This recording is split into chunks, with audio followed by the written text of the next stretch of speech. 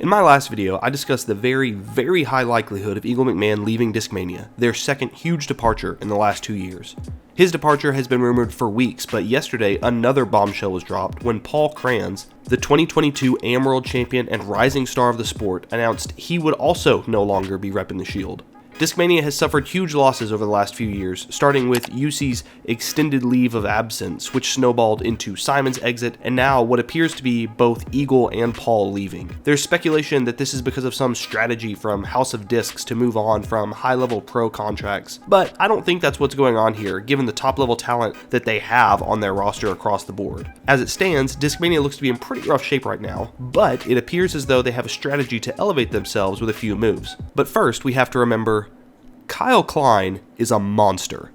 It seems like people are forgetting about him when talking about all the talent leaving Discmania, but we need to put some respect on his name. Here's a quick recap of his last couple seasons. In 2022, he had 8 top 10 finishes at Elite Series events, including 2 podiums. Last year, he added 8 more top 10 finishes to go along with a win at Waco and a major win at USDGC. The dude was a single stroke away from being a 2-time major winner himself last year and took Ricky Wysocki to the final hole of the Tour Championship. Horseshoes and hand grenades, but that was an almost absolutely legendary year for a guy that people don't seem to talk much about. Kyle is one of the highest rated players in the world, finished 7th in Tour ranking last season, which, by the way, was ahead of Eagle, and is only 21 years old, with plenty of room to get even better, which is scary. But all that being said, I don't think this is who Discmania is pushing their chips in on, because for as great of a season and as great of a player as Kyle is, he just doesn't have the same kind of public sway, or at least not yet, as these fellas.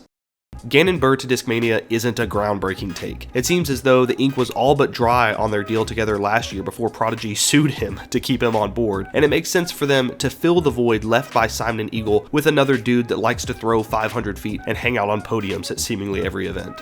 But Discmania isn't just relying on the frisbee tossing prowess of a teenager to propel them back up to top tier status as a disc manufacturer. The success of content creators such as Foundation Disc Golf with Discraft and Bedanza's new deal with Infinite is showing manufacturers the value of content creators in pushing plastic, and I think Discmania is wisely turning their attention back to this space. So along with the re-signing of Gavin Babcock and the addition of Gannon Buhr, I also expect Alden Harris to sign with his buddies at Discmania. If you're not following Alden's YouTube channel, he's the next guy you should subscribe to after liking and subscribing here below, because it's great stuff and I think it brings a lot of value to whatever brand he's with. I've personally bought drops of his before that he's advertised on his channel, and I'm sure many of you have similar stories about him or other pros. It makes sense for manufacturers to push into this space. People obviously want to see more of the story of the life of their favorite pro athletes, just like they do in football and basketball and every other major sport. Discmania has definitely felt the absence of Simon and no doubt sees the ridiculous success that MVP is having with him leading the charge for their marketing, and there's little doubt that they want to recreate that magic with some new additions. Alden and Gavin are great players in their own right, don't get me wrong, but I think this is a grouping where the whole is greater than the sum of its parts. Their social media activity brings a huge value to the brand beyond what they accomplish on the course, and I think it's savvy for Discmania to push into that area. And again, this is all assuming the Eagle actually does leave. With the announcement today of Paul Klein signing with MVP to go alongside MVP's announcement of their 2024 touring team, I'm more intrigued than ever as to where Eagle ends up. Again, megastars are worth special announcements, so he could still land with Innova or MVP even though they've announced their teams. But what if that leaked announcement thing was actually a smokescreen? I think that would be pretty wild, but if Discmania somehow retains Eagle to go along with Kyle and lands Gannon, all of a sudden they have probably the best top-end talent overall in the entire game.